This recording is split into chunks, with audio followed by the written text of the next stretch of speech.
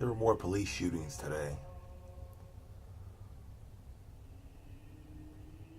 The victim was a man who was disabled in his car, a black man with a book.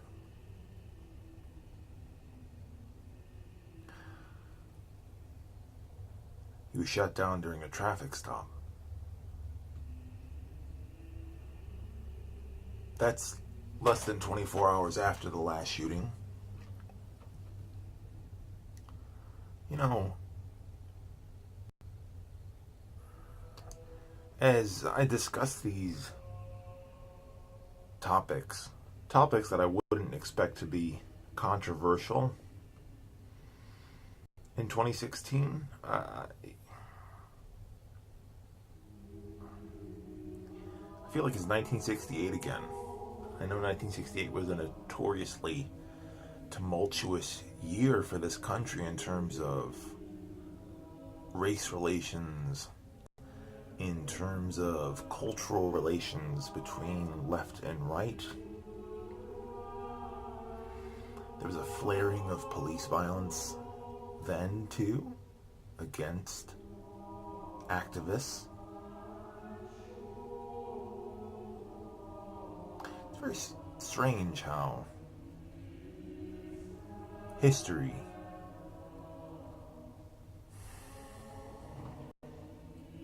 haunts the present, inevitably haunts the present. Language gets shuffled around a bit. Terms are reinterpreted.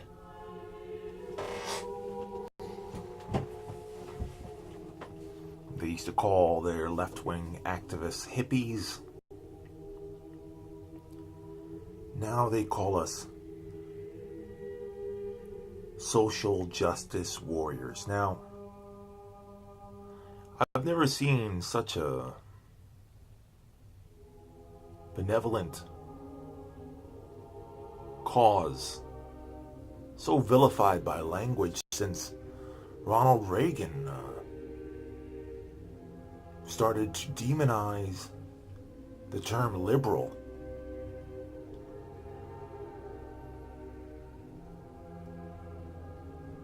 During the golden age of conservatism, liberal was conflated with a lot of controversial things. As a matter of fact, public approval for the word liberal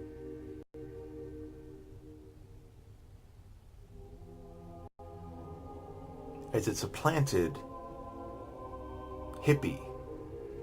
And before that, in the 1950s, beatnik.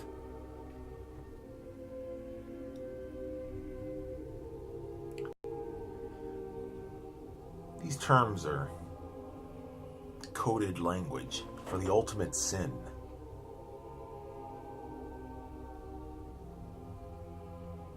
In a culture of cruelty, capitalism, toxic masculinity, compassion,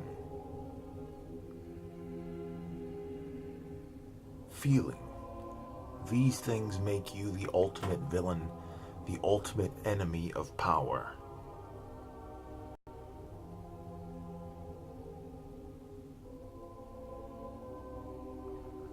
Love is weakness. In a bully state, love is weakness. And it seems to me it's always the same people getting beat down, getting shot down by the police.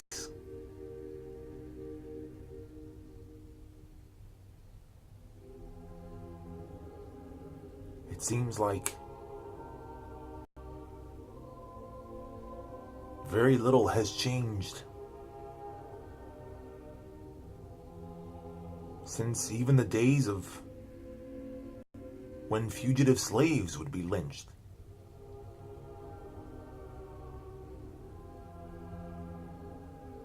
It's not just the black community either.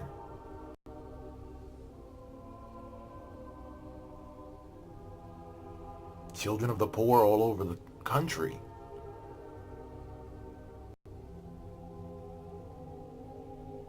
The most vulnerable are the most victimized. When America gets angry, it blames the victim. That's who Trump is. That's what Trump is. Trump is America. He's the culmination of the philosophy of a country.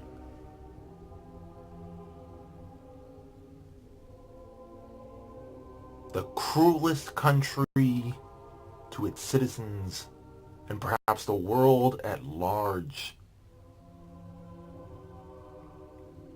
On the widest scale in history. We are history's most substantial prison state. We not only have the highest per capita incarceration rate in the world, more so than supposedly, ostensibly authoritarian regimes. You don't have an incarceration rate like you do in the United States, in China, in Russia, in Egypt, Saudi Arabia. Some of these are autocracies. Some of them are de facto dictatorships. Supposedly this is a republic.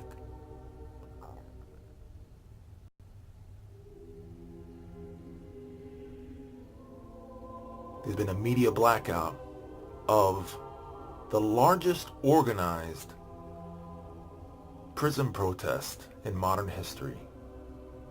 Surely since Attica. No coverage.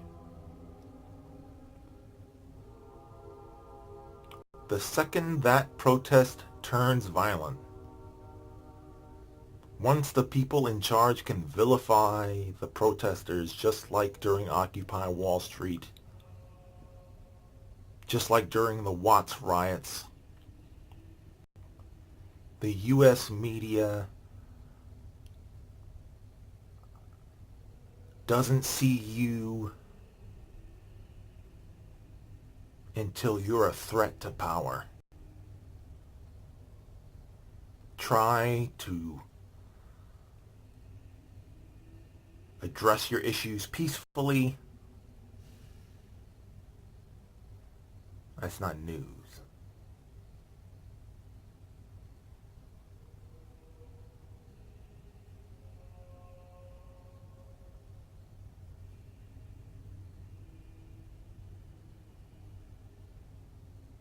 Trump is America.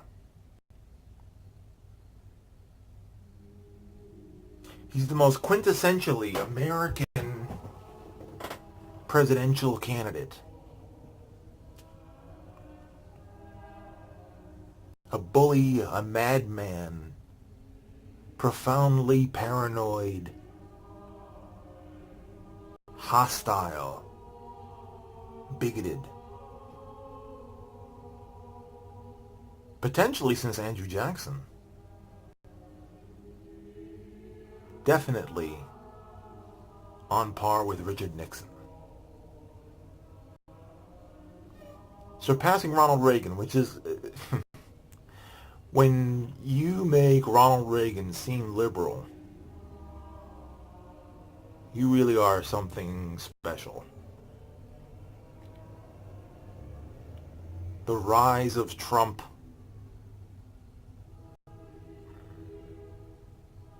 reflects, because that's what he is. He's not unto himself. He didn't occur in a vacuum. No. He's a reflection.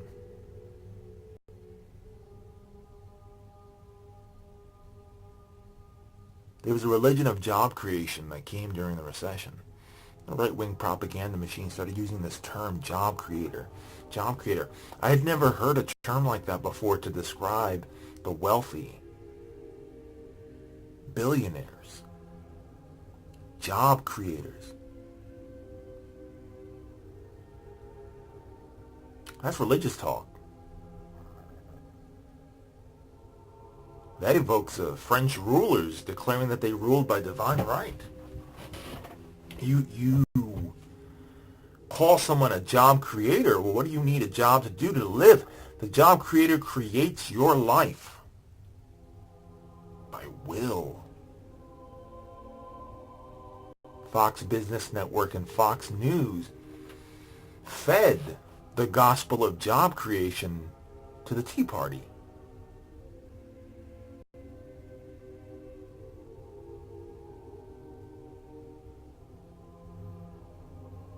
They sold the myth of supply-side economics to a country that has been ravaged by it, a community that has been destroyed by it.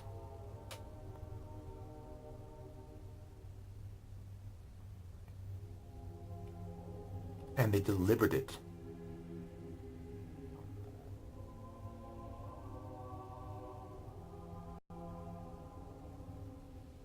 through media. They called it news. Gospel means good news. They delivered a gospel.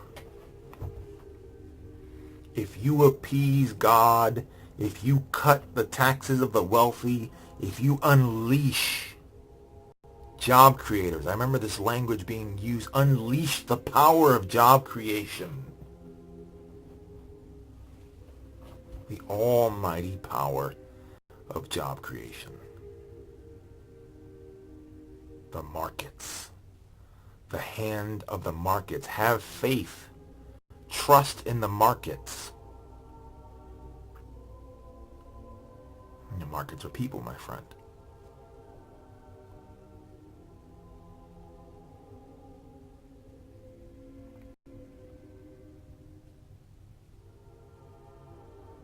Trump is the culmination of the job creator myth.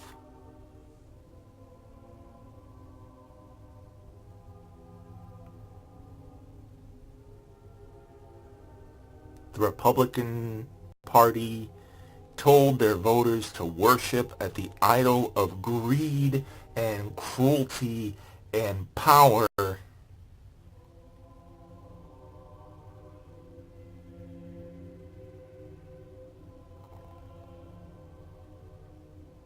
Trump's a winner in capitalism's book. Trump is an American winner. He was handed everything. Created nothing. Trump is a destroyer. Trump is America. He is this country.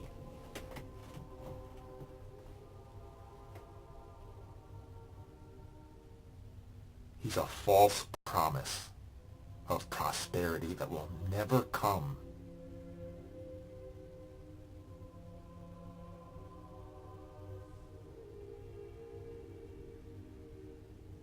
And they scold him.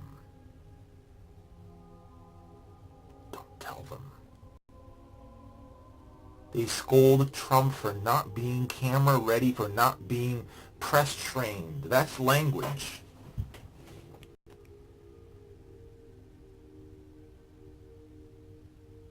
Used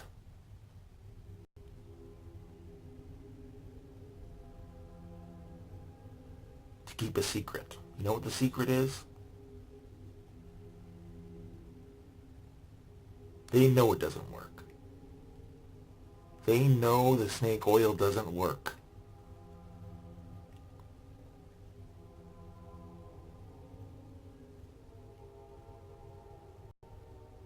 Trickle-down economics has failed. And in a desperate nation, you have to terrorize the public.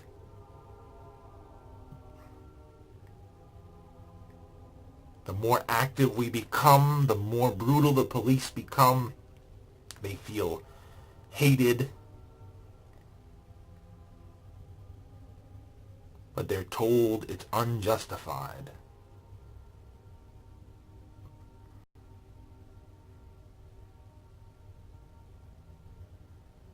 The police, in theory, are supposed to protect people, but all I've ever seen police do is protect property.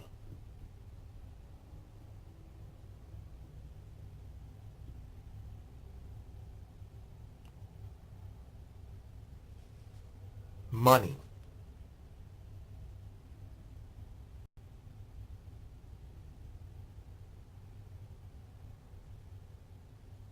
In this country,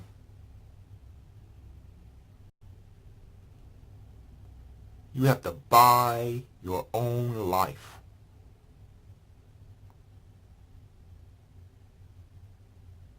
They will shoot your children down in the street.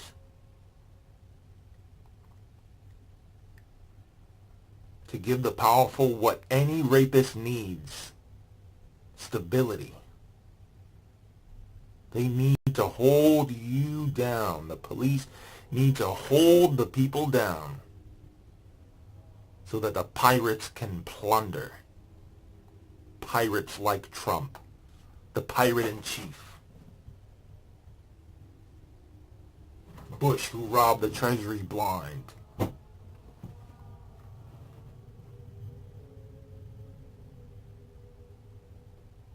Quietly bankrupted Social Security. We'll find out about that one in 20 years. Reagan, the pirate. Bill Clinton, the pirate. Let's not go on one party.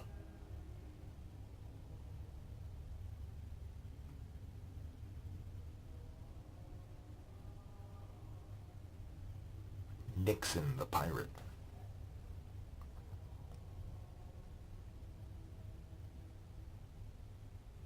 A country built on plunder.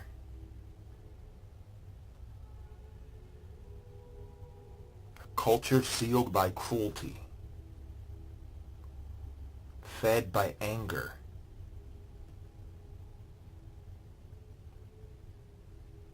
The number one thing you get scolded for in this country is outrage. Take it lying down. Stability. Don't complain. Don't struggle.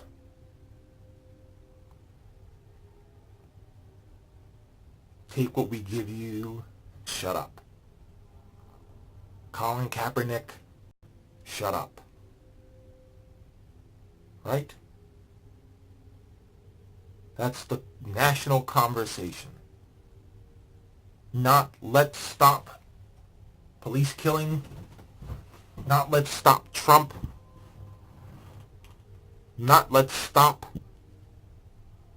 the tragedy. But don't talk about it. Stop whining. Stop complaining. Pull yourself up by your bootstraps. Didn't your daddy leave you money? Don't you have a gun?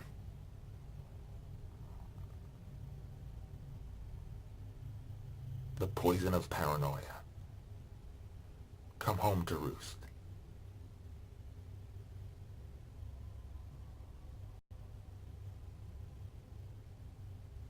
Who's safe?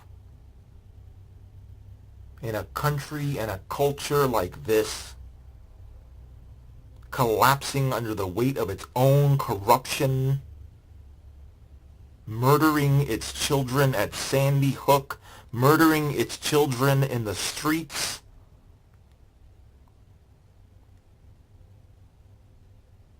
for profit.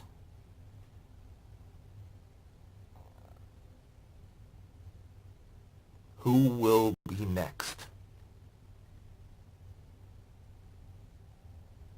Will you be safe tomorrow?